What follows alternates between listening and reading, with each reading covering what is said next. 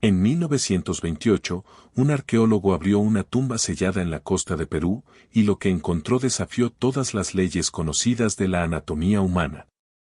Enterrado en las áridas arenas de Paracas Península, Julio Cetello desenterró una necrópolis intacta durante casi 3000 años. En el interior yacía más de 300 cráneos, alargados, esculpidos y diferentes a todo lo visto antes. No era enfermedad.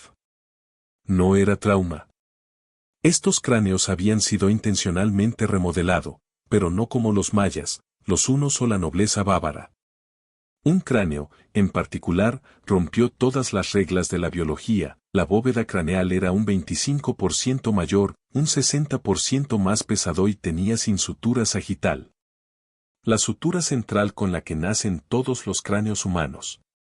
Sin esa sutura, el cerebro no tiene espacio para crecer o dividirse de forma natural, y sin embargo, allí estaba, completamente formado, perfectamente conservado y funcionalmente imposible. Los expertos intentaron explicarlo como deformación craneal artificial, un ritual practicado globalmente, desde de Europa a Mesoamérica, pero Paracas no solo moldeaba cráneos, hacía lo impensable. Las tomografías computarizadas internas mostraron cavidades cerebrales expandidas. No se trataba simplemente de superficies remodeladas. No era algo cosmético, era biológico, el volumen en sí se incrementó. Y los misterios no terminaron ahí. Encontrado en el olor a necrópolis, este cementerio de élite también reveló trepanación quirúrgica, marcas, agujeros reales perforados en cráneos, que muestran signos de curación. Prueba de que cirugía craneal se realizó y sobrevivió casi 2 milenios antes de la medicina moderna. Aún más impactante, cabello rojo y rubio, de textura naturalmente fina, preservada químicamente, encontrada en cráneos de una población donde ninguno de estos rasgos debería existir genéticamente. No se trataba de engaños. No eran mitos. Estas calaveras han estado bajo custodia y bajo la lupa durante casi un siglo y ningún estudio revisado por pares los ha descifrado completamente. Pero cuando finalmente se extrajo el ADN del hueso, reveló mutaciones que ningún científico había podido rastrear hasta el origen, cualquier linaje humano conocido. Y lo que esos datos revelaron no condujo a las profundidades de los Andes. Condujo directamente al otro lado del mundo, a las ruinas de la antigua Mesopotamia. Un cráneo de 3.000 años de antigüedad hallado en Perú, tenía un linaje materno mesopotámico. ¿Cómo es posible? En 2014 se ordenó una prueba de ADN mitocondrial para los cráneos de Paracas. No por una universidad, sino por Brian Foerster, un investigador que se atrevió a abordar temas que el mundo académico evitaba: raíces del cabello, polvo de hueso y polvo dental de varios cráneos almacenados en vitrinas selladas de museo. Los enviaron a laboratorios en Estados Unidos y Canadá, bajo identificadores de muestras ciegos. El primer SOC llegó rápidamente, haplogrupo H2A, que se encuentra principalmente en Europa Oriental. Luego llegó U2E, encontrado alrededor de Mar Negro, especialmente en tierras altas del Cáucaso, pero el knockout fue T2B, un haplogrupo nativo de Mesopotamia y Siria antiguas. El T2B nunca debería aparecer en la Sudamérica precolombina. Sin embargo, allí estaba, dentro de un cráneo cuya datación por carbono 14 se remonta a más de 2.800 años de antigüedad.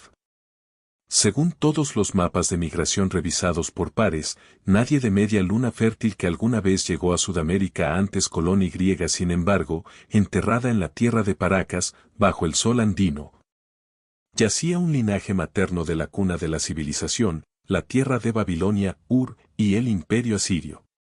Entonces los hallazgos se volvieron más extraños. En varias muestras, los técnicos de laboratorio documentaron pares de bases anómalos, secuencias genéticas que lo hicieron no coincide con ninguna base de datos humana, de primates o de mamíferos conocidos. No son mutaciones. No es ruido. Simplemente, desconocido. Algunas de esas cadenas fueron marcadas como no alineados, lo que significa que tenían. No se conoce ninguna coincidencia en los archivos genéticos mitocondriales. Y un detalle lo hacía aún más difícil de ignorar: el mismo linajes mesopotámicos apareció en múltiples cráneos todos procedentes de tumbas distintas. Individuos distintos. Perfiles genéticos distintos. Pero con el mismo origen imposible.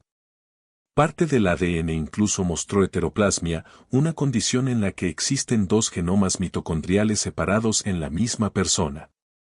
Es increíblemente rara. A veces letal. Pero cuando aparecen diferentes cráneos en un mismo yacimiento funerario, plantea una pregunta brutal: ¿quiénes eran exactamente estas personas? ¿Contaminación? Tal vez. Pero la contaminación no explica cómo aparecieron en sepulturas selladas e intactas fechado a 800, Siena, c. Esto no fue una casualidad de laboratorio. Fue una señal recurrente.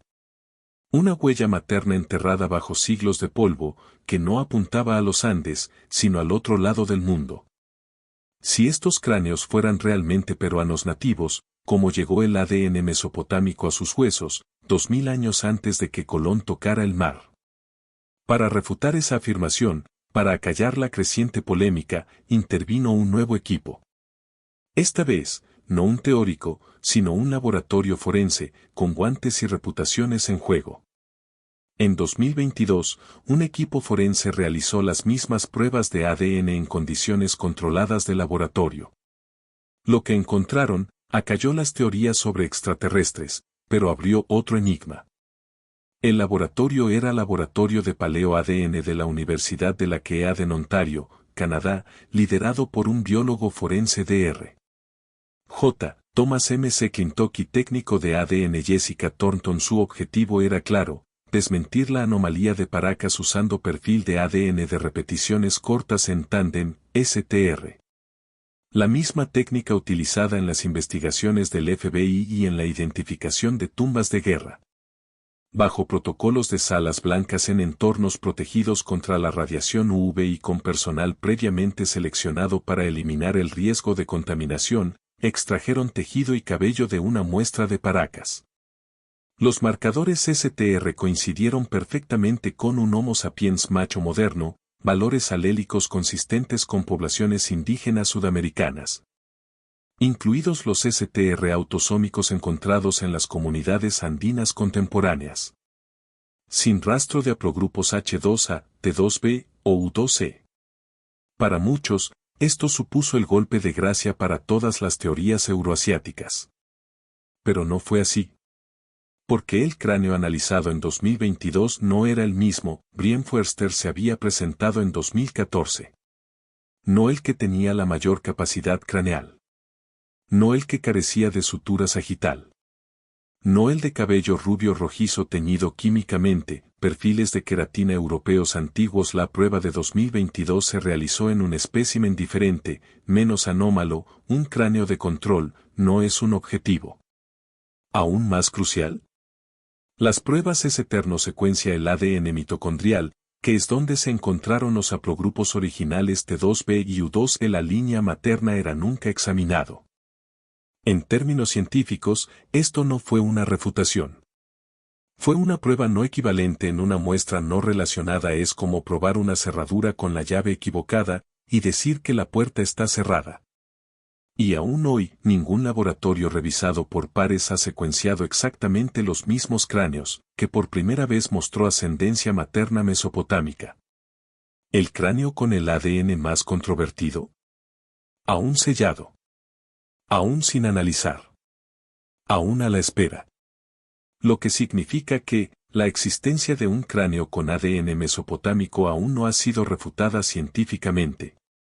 Y ese mismo cráneo, el que ningún laboratorio se atrevió a volver a analizar, no solo era genéticamente confuso, era biológicamente imposible de clasificar. Uno de los cráneos no solo era largo, sino que era genética y estructuralmente imposible de clasificar. Cuando se catalogaron por primera vez los cráneos de Paracas, la mayoría fueron descartados como casos de deformación craneal artificial, la deformación de la cabeza, practicada por muchas culturas antiguas. Pero entonces llegó el que rompió todos los moldes. El espécimen que no solo se estiró, reescribió el plan. El volumen craneal era un 25% mayor que el promedio humano moderno. Eso solo ya debería haber encendido las alarmas. Pero fue el cráneo estructural que paralizó a los anatomistas. Donde debería haber habido dos huesos parietales, fusionado en la parte superior con un transparente sutura sagital, solo había uno, una placa parietal lisa, como una sola cúpula intacta, sin sutura. Sin línea de fusión. Sin rastro de que alguna vez hubiera estado allí. La literatura médica solo ofrece una condición natural que puede causar anomalías parciales en las suturas, craneosinostosis, pero incluso eso implica fusión prematura. No ausencia total y nunca con un aumento del volumen cerebral. De hecho, la craneosinostosis suele provocar menor capacidad cerebral debida al cierre prematuro del cráneo.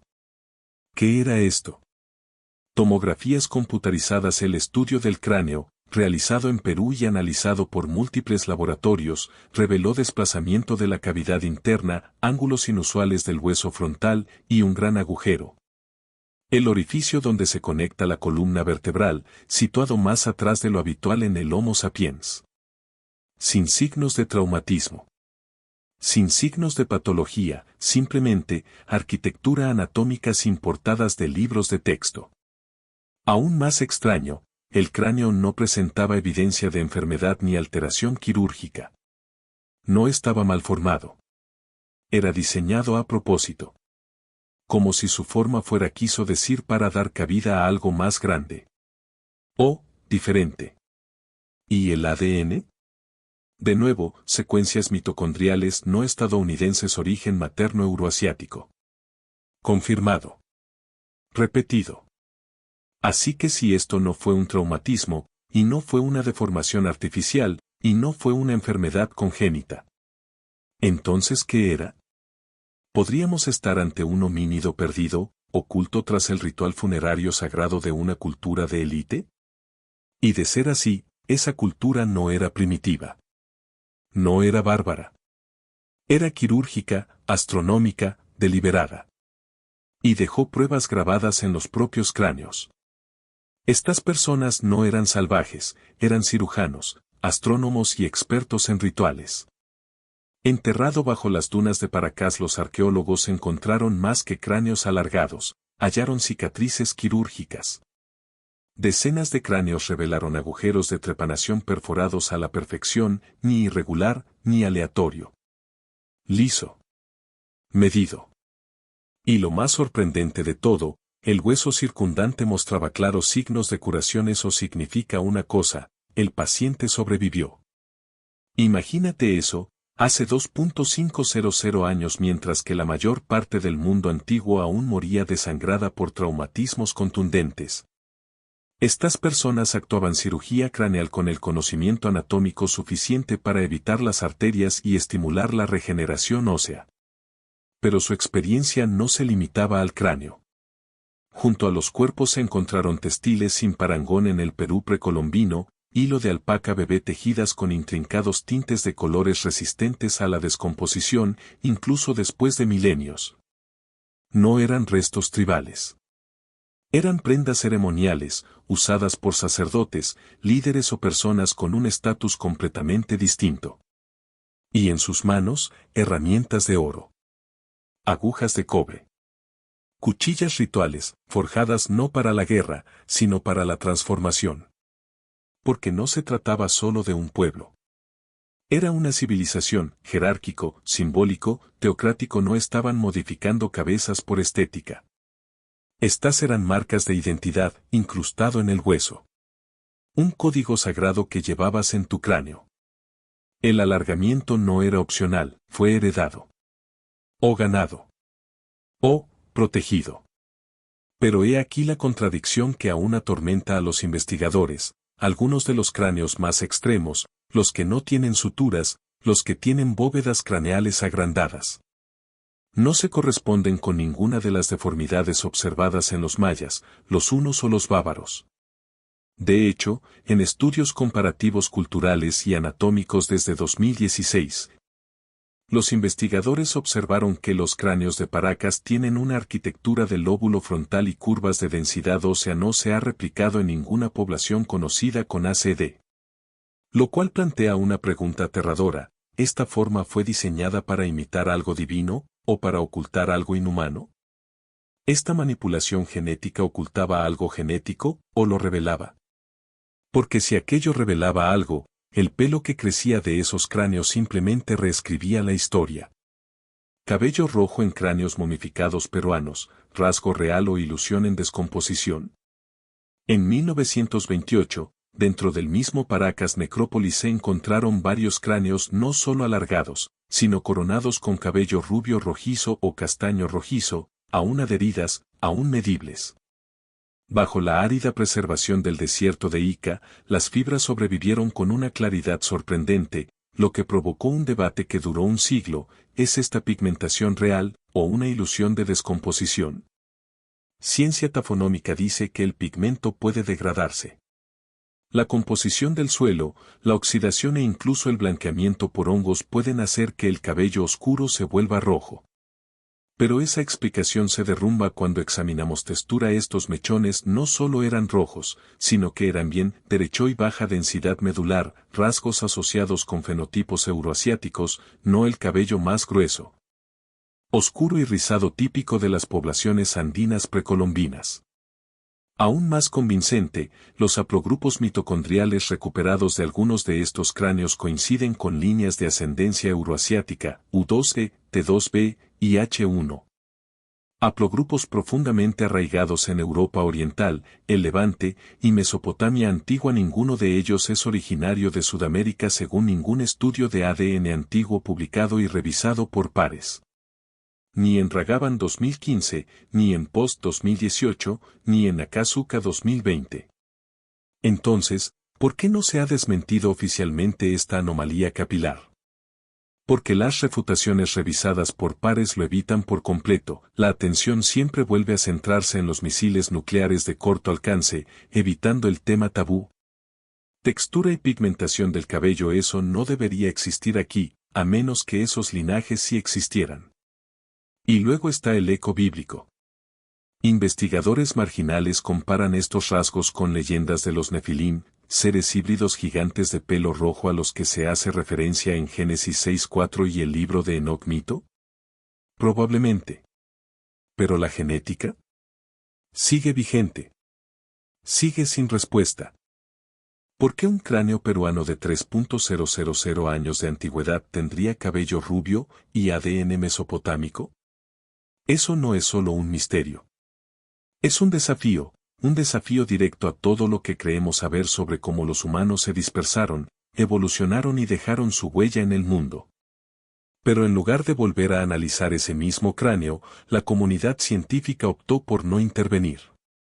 Si el ADN es falso, ¿por qué los científicos no han replicado las pruebas adecuadamente para desmentirlo? Desde 2014, cuando Brian Foerster publicó los primeros resultados de ADN que vinculaban los cráneos de Paracas con haplogrupos como T2B, U2E y H1. Firmas genéticas con raíces en la antigua Mesopotamia, Siria y el Mar Negro, las críticas no se hicieron esperar. Señalaron las deficientes condiciones de laboratorio, la falta de revisión por pares y la posible contaminación durante la manipulación en el museo. Son objeciones válidas. Pero he aquí el silencio que no desaparece: ningún equipo ha analizado jamás los mismos cráneos que dieron lugar a esos controvertidos haplogrupos euroasiáticos, ni uno solo. En 2022, un estudio revisado por pares realizado por Thornton y McClintock utilizó el análisis STR, considerado el método de referencia en la caracterización forense. Sin embargo, analizaron cráneos diferentes de la colección Paracas, cráneos sin controversias previas, sin historial de cabello rojo y sin registro de anomalías en la estructura craneal. Lo que encontraron fue común y corriente: varones Homo sapiens, compatibles con los linajes nativos americanos conocidos. Y, fundamentalmente, no se incluyeron pruebas de haplogrupos mitocondriales. Así pues, la línea materna, la que se remonta a Mesopotamia, ni siquiera fue abordada. Esto no es solo una brecha. Es un vacío. Y los vacíos atraen historias. ¿Fue una advertencia? ¿O censura? Porque si esos resultados anteriores eran erróneos, volver a analizar los mismos cráneos bajo estrictas condiciones forenses debería haber sido la prioridad número uno. En cambio, se omitieron discretamente, mientras que los medios de comunicación tacharon toda la teoría de desacreditada. Algunos dicen que es miedo a validar una afirmación demasiado vinculada a voces marginales, o peor aún, a reescribir mapas migratorios que no han sido cuestionados durante décadas. Y otros susurran algo más profundo, que tal vez los huesos no fueron analizados de nuevo, porque no debían serlo. El silencio en torno a la repetición de las pruebas es más ensordecedor que cualquier teoría marginal. Y sin embargo, cuanto más profundo te adentras en este silencio, más fuerte comienza a resonar una verdad: esto ya no se trata solo de ADN. Se trata de diseño. Intención. Identidad, porque en todo el mundo antiguo, la modificación del cráneo nunca fue solo cosmética. Era cósmica. Las culturas a lo largo de la historia han remodelado cráneos, pero ninguna como esta. Desde las tierras altas mayas hasta las estepas de los hunos, desde la Francia merovingia hasta los Alpes bávaros, la deformación craneal artificial ha aparecido en docenas de civilizaciones sin relación entre sí. Algunas envolvían las cabezas de los bebés con tela. Otras usaban cunas o moldes de madera tallados. Los objetivos variaban: belleza, nobleza, imitación divina. ¿Pero el proceso? Prácticamente idéntico. Excepto en Paracas. Porque mientras la mayoría de las culturas remodelaron la superficie, los cráneos de Paracas muestran cambios internos, un aumento constante del 25% en el volumen craneal, densidad ósea anormal y reordenamientos estructurales en la foramen magno, ángulo de la órbita y curvatura de la base del cráneo. Un análisis osteométrico realizado en 2011 por el antropólogo peruano Dr. Elías Blanco reveló algo que ninguna plantilla ACD podía explicar. Engrosamiento de la placa ósea interna y patrones de protuberancia occipital distintivos, ausente en muestras mayas o euroasiáticas. Blanco, 2011, Journal of Andean Anthropology. Aún más impresionante, las tomografías computarizadas de los restos de la élite de Paracas muestran una asimetría constante que no se encuentra en las víctimas de traumatismos ni en las deformidades culturales. Lo que apunta a rasgos heredados, no a manipulación externa. ¿Acaso estaban copiando la forma de un ancestro? ¿O estaban expresando algo genéticamente único, algo que la deformación no podía replicar, solo honrar? Otras civilizaciones moldearon los cráneos para que se asemejaran a sus deidades, dioses alargados como Quetzalcóatl, Osiris o los Anunnaki. El faraón egipcio Akenatón era famoso por tener un cráneo alargado, lo que dio pie a siglos de debate sobre los linajes divinos y la iconografía. Pero los Paracas no erigían estatuas de dioses. Los enterraban con precisión quirúrgica, entre textiles carmesí y ocre rojo brillante. La imagen de su dios no estaba tallada en piedra, sino esculpida en hueso. ¿Y si todas las demás culturas craneales intentaban parecer algo divino? ¿A qué dios querían parecerse los Paracas? Tal vez no se trataba de un dios. Tal vez era un recuerdo, grabado en los huesos, transmitido de madre a hijo, a través de desiertos, océanos y el tiempo mismo. Porque bajo el ritual y el misterio, el genoma susurra una historia más profunda. La genética cuenta historias más antiguas que cualquier tumba, si sabemos escucharlas. En 2013, un estudio genómico histórico realizado en Novosibirsk lo cambió todo. Los investigadores que secuenciaban el ADN de restos de 24.000 años de antigüedad de la cultura Maltaburet, en Siberia Central encontraron algo que nadie esperaba. Una contribución genética directa a las poblaciones nativas americanas, pero no del este de Asia. Procedía de Eurasia Occidental. El estudio, publicado en Naturaleza, Raghavan et al., 2013, demostraron que hasta 38% de ascendencia nativa americana no procedían de las rutas tradicionales de Beringia. sino de una antigua población que una vez vagó cerca del Mar Negro, lo que hoy es Ucrania, Georgia y partes de Anatolia. Y ahí es donde las cosas se ponen raras. Porque ellos cráneos de Paracas contienen haplogrupos mitocondriales, T2b, U12, H1, que se concentran precisamente en esas regiones. No en Asia. No en Polinesia. Sino en la media luna fértil, el Cáucaso y las estepas meridionales de Eurasia. Algunos teóricos proponen una migración marítima liderada por mujeres, siguiendo las corrientes costeras desde el Atlántico, a través del borde de la Antártida y hasta la costa del Pacífico de Sudamérica. Miles de años antes de que surgieran los olmecas o los incas. Parece imposible, hasta que te das cuenta de que se han encontrado haplogrupos similares en tumbas de las islas británicas de 8.000 años de antigüedad, Anatolia neolítica temprana. Y las momias de la cuenca del Tarim, en el oeste de China, todos unidos por el pelo rojo, cráneos alargados y una ascendencia inesperada. La cuestión no es si existe este rastro genético. Sí, lo hace. La pregunta es por qué nadie lo ha seguido, desde el Mar Negro hasta Paracas, a través de los huesos de mujeres cuyos nombres jamás conoceremos. Porque cada migración deja una huella dactilar. Cada linaje deja una huella sonora. Y cada secuencia sin respuesta en el genoma de Paracas. Podría faltar un nodo en el árbol de la migración humana. En el momento en que se plantea esa pregunta, solo hay un siguiente paso lógico. Si Paracas realmente es un nodo faltante, entonces la calavera que debería zanjar la discusión es la que finalmente se probó en 2022. Un cráneo. Una prueba. ¿Cierre total o misterio final? En 2022, se realizó un perfil STR siguiendo protocolos forenses. Se utilizaron cabinas de flujo laminar y se eliminó el ADN del personal. Se empleó espectroscopia Raman para verificar la identidad del tejido biológico antes de la amplificación. El resultado fue limpio. Absolutamente limpio. Alelos normales. Perfil autosómico humano masculino normal. Nada fuera del rango esperado. Sin inserciones extrañas. Sin desplazamientos anómalos de picos. Nada fuera del espectro alélico conocido de los nativos americanos. Pero aquí está la parte que los críticos nunca destacan, no era el mismo cráneo. No es una de las muestras originales con la afirmación T2b, no queda ni uno solo de los U12 señalizados, no una con la bóveda craneal agrandada, no una con puntos de sutura faltantes. No una con mechones de queratina rubios o castaños rojizos.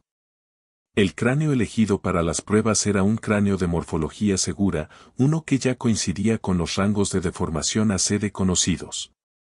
STR verificó lo que predecía la morfología, pero nunca abordó la verdadera anomalía. Y es aquí donde la narración se vuelve algo sumamente afilado, porque los científicos no se volvieron a analizar los cráneos que dieron lugar a las afirmaciones sobre el haplogrupo euroasiático. Analizaron los cráneos con mayor probabilidad de dar resultados ordinarios. Un solo resultado no constituye evidencia de cierre, es evidencia de muestreo selectivo. Los cráneos que presentan el verdadero desafío genético, los que podrían confirmar o destruir el vínculo mesopotámico, permanecen sellados tras cristales de museo en Ica y Lima, sin haber sido secuenciados nunca en un entorno de ADN-MT de sala limpia. Por lo tanto, la discusión no está cerrada, el argumento es sin examinar. Porque si tan solo un cráneo rompe el molde, toda nuestra línea temporal de la historia humana se derrumba. Entonces, ¿dónde está el cráneo que podría hacer el colapso? ¿Por qué no hemos analizado los cráneos más controvertidos mediante la secuenciación completa del genoma? A finales de 2022, una publicación titulada Espectroscopia Raman y Análisis STR de los cráneos alargados de las momias de Paracas, Perú informaron que las pruebas realizadas en cabello y hueso de especímenes seleccionados de Paracas produjeron perfiles alélicos humanos estándar. Pero aquí está la clave, el conjunto de muestras no se incluyeron los cráneos que originalmente se reportaron como portadores de los haplogrupos T2b, U2e o H2a. ni aquellos con rasgos craneales extremos a los que hizo referencia Brian Foerster en su lanzamiento de 2014. En genética forense, el cierre completo requiere pruebas de mismo espécimen, bajo cadena de custodia, con secuenciación nuclear y mitocondrial completa. Eso no ha ocurrido con las anomalías clave. Los cráneos con suturas sagitales faltantes, bóvedas craneales agrandadas y secuencias de pares de bases no humanas, como se afirmaba en informes iniciales, permanecen sin resecuenciar. Mientras tanto, los laboratorios han utilizado otros cráneos, probablemente mejor conservados y menos controvertidos. Su conclusión: humanos. Bien. Pero el problema es que la prueba no llega al fondo de la investigación. Los cráneos que podrían reescribir modelos de migración fueron obviadas. Y esto plantea dos preguntas cruciales: ¿era realmente una prioridad científica, o se trataba de un cierre narrativo seguro? Lo que hace que esto sea especialmente relevante es su conexión con patrones conocidos.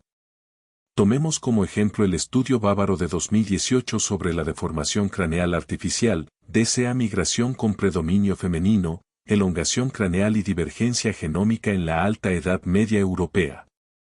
Dicha investigación muestra deformación del cráneo, poder alinearnos con las señales de migración reales.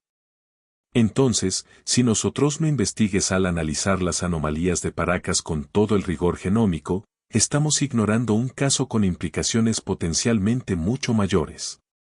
En esencia, no se trata solo de cráneos extraños. Se trata de cómo la ciencia elige qué cráneos para probar y qué historias cerrar en silencio. Porque en algún lugar de esos huesos antiguos yace una verdad que espera ser puesta a prueba. Y tal vez, simplemente no estemos preparados.